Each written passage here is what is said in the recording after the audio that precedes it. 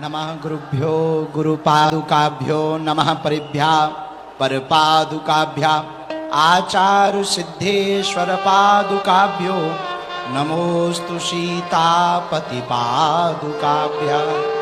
पूज्यपाद गुरुदेव भगवान की, पूज्यपाद जगतगुरु भगवान की, रामलला सरकार की, पूज्यपाद श्री शंकराचार्य जी महाराज की, सब संतन की, बद्रीनाथ वाले पूज्य महाराज जी की, यज्ञ नारायण भगवान की, समस्त राघव परिवार की, हमारे गुरु भाई राघव परिवार के उत्तराधिकारी जी महाराज की, राम राज्य की। नमः पार्वती पते हर हर सीताराम, नमो राघवाय। आज हमारा विलक्षण दिवस कहा जाए तो अतिशयोक्ति नहीं। हम सब राघव परिवार के पुष्प मिलकर के, हमारा भारत देश भी अमृत महोत्सव मना रहा है और हम सब राघव परिवार के सभी पुष्प भी मिलकर के पूज्यपाद जगतगुरु भगवान के प्रकटोत्सव का अमृत महोत्सव मना रहे हैं। कितना अद्भुत संयोग है।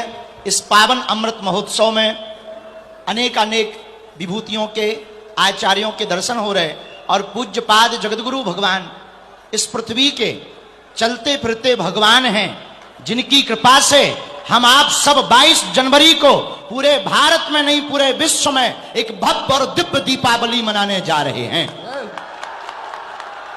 यह हम सब भारतवर्ष के सनातनियों के एवं पूरे विश्व में रहने वाले सनातनियों के पूर्वजों के पुण्यों का प्रभाव है। हम सबका गौरव है कि ऐसा गौरव क्षण अयोध्या की इस पावन भूमि पर जब प्रभु श्री राम 22 जनवरी को विराजमान होंगे और हम सब अपनी आंखों से भर नजर देख करके राघव जी के उस महोत्सव को देखेंगे और साक्षी बनेंगे। आज के कथाक्रम में हम तो राघव परिवार के ही एक छोटे से पुष्प हैं। पूज्यपाद श्री शंकराचार्य जी महाराज जी भी विराजमान हैं, उनके चरणों में भी नाक रगड़ के प्रणाम करते। गुरुदेव भगवान के सामने हम कुछ बोल नहीं पाते, बस इतना कह सकते गुरुदेव भगवान हमारे वशिष्ठ गोत्री हैं। लोग हमसे पूछ रहे थे, पंडित जी आप तो पर्चा बना देते हो, बताओ राम मंदिर कब बनेगा। हमने कहा राम जी जब बन गए तो सबसे पहले सबरी का मान बढ़ाया, केवट का मान बढ़ाया, उन्होंने जो है सुग्रीव को राजा बनाया, विभीषण को राजा बनाया, इसके बाद में हनुमान जी का मान बढ़ाकर फिर राम राजा भय। लेकिन आज वह क्रम पूरा होते दिखाई पड़ रहा है जब 75वां अमृत महोत्सव पूरे राघव परिवार के हम सब पुष्प मिलकर पूज्यपाद गुरुदेव भगवान जो प्रभु श्री राम के गुरु गोत्री हैं, वशिष्ठ गोत्री है, हम सब मिलकर के जब अमृत महोत्सव मना रहे हैं तो अब राम लला भी दिव्य भव्य मंदिर में आ रहे हैं। कौन आ रहा है? और जो विरोधी विरोध कर रहे थे उनकी ठटरी बर गई। और अब गुरुदेव भगवान का यह विजय रथ रुकने वाला नहीं है।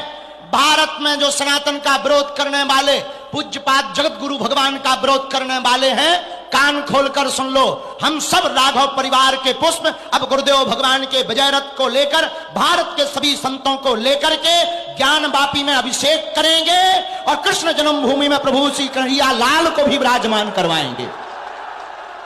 जय श्री राम, जय श्री राम। और एक बात, नफरत नहीं, हम प्रेम के आदी हैं, पर गर्व से कहते हैं हम हिंदुत्ववादी हैं। कौन कौन गुरुदेव भगवान के प्रकटोत्सव अमृत महोत्सव पर प्रसन्न, जरा हाथ उठाओ। एक बात बोले, हमारे गुरुदेव भगवान की चमक के सामने सब फीके पड़ जाते हैं। 75वां अमृत महोत्सव गुरुदेव भगवान का है, चमक ऐसी है कि हमारे जैसे लोग भी जो 26 साल वाले हैं वो बूढ़े नजर आ रहे हैं। और आज तो हमने कहा था, आज हमने पहले ही गुरु भाई से आज्ञा ले ली थी कि आज हमें थोड़ा बोलने का मौका देना, क्योंकि गुरु जी के सामने बोल नहीं पाए तो हमारे उत्तराधिकारी बड़े। देखो एक बात बोले, आज जब हम यहाँ प्रवेश भय हमको कुंभ जैसा नजारा लगा। आज हमें अपने गुरु भाई आचार्य पूज्य श्री रामचंद्र जय भैया के ऊपर इतना गौरव हुआ, ऐसा लगा जैसे हम स्वर्ग में आ गए हों। सब गुरु भाई मिलकर कितना अद्भुत आनंद ले रहे। तो गुरु जी को देखकर हमें एक गीत याद आ रहा, कहो तो एक लाइन सुना दें, फिर प्रणाम कर लें गुरु जी को। ये चमक ये दमक फुल्ले बन महक, ये चमक ये दमक फुल्ले बन महक। सब कुछ सरकार तुम्हीं से है, सब कुछ सरकार तुम्हीं से है।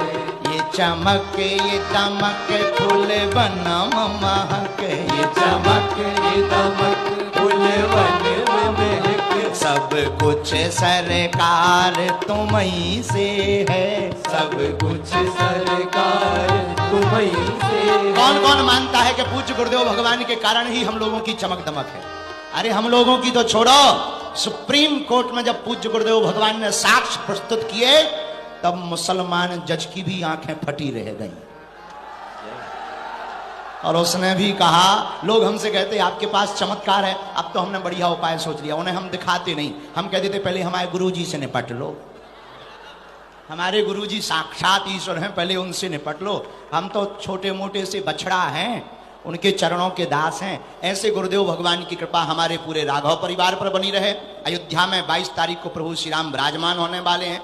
इस कथा को आप सब सुनो, दर्शन करो।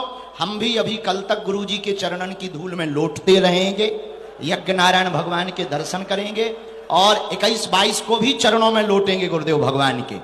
ये हम सबका गौरव है कि हमें ऐसे गुरुदेव भगवान प्राप्त हुए हैं जिनकी चमक दमक से प्रभु श्री राम भव्य और दिव्य मंदिर में विराजमान हो रहे हैं। अब ज्यादा बात ना करें, नहीं तो गुरुजी अभी धूमकेतु कह देंगे, तो आफत हो जाएगी। सो हम गुरुजी को अभी प्रणाम करके कोई ज्यादा वार्ता नहीं। आप सब मुस्कुराते रहो, आते जाते रहो, हंसा करो, हंसाया करो। राघव परिवार अपने बाप का घर है, आया जाया करो।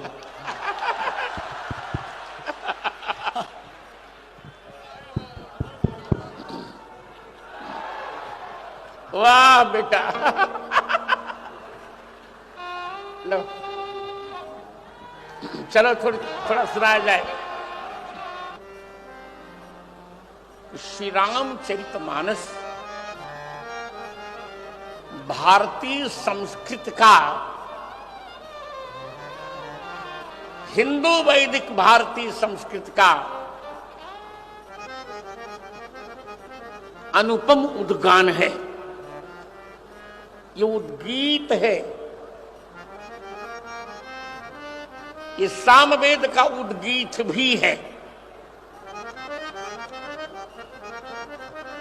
धीरेन्द्र शास्त्री ने कहा कि गुरुजी धूमकेतु को नहीं, मैं अपने परिकरों को धूमकेतु नहीं कहा करता। अब किनको धूमकेतु कहता तुम जान जाओ।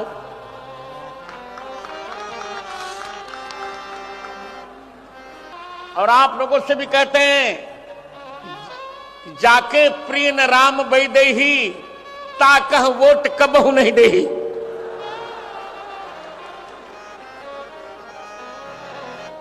एक राम विरोधी के यहां अभी धीरेन्द्र शास्त्री जी को बुलाया गया, तो मैंने इनको फोन पर डांटा, मैं कहा ये क्या तुमने कर दिया? अरे सिद्धांत तो सिद्धांत हुआ करते हैं, सिद्धांत सिद्धांत हुआ करते हैं, समझौते नहीं किए जाते। धीरेन्द्र जी आपको सुनकर रुलाई आएगी, इन लोगों ने कितना मुझ पर अत्याचार किया। जानते थे कि ये मुखर हैं। जब नरसिम्हा राव प्रधानमंत्री थे, दिल्ली में मेरी कथा चल रही थी। सोचिए,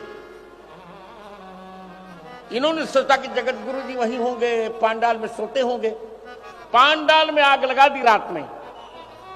वो तो कहो कि तुम्हारे गुरु भाई के भवन में मैं विश्राम कर रहा था, पांडाल जल गया, मेरा चांदी का सिंहासन जल गया। मैंने कहा कुछ भी करो, कुछ भी करो, पर मैं अपना सिद्धांत नहीं छोड़ूंगा, मुझे कोई समझौता नहीं चाहिए।